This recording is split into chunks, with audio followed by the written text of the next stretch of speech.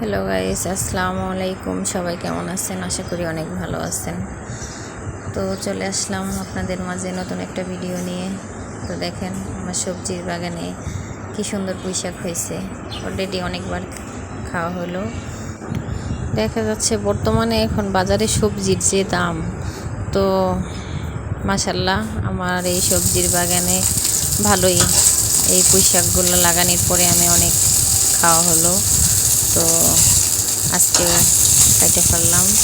তো আজকে আমি এই ট্যাংরা মাছ দিয়ে আলু দিয়ে পুঁইশাক রান্না করব আর পেঁপে ভাজি করব। তো আজকের বাজারের টাকাটা আমার সঞ্চয় হলো। যে বাজারের দাম 60-70-এর নিচে তো কোনো বাজারই নাই।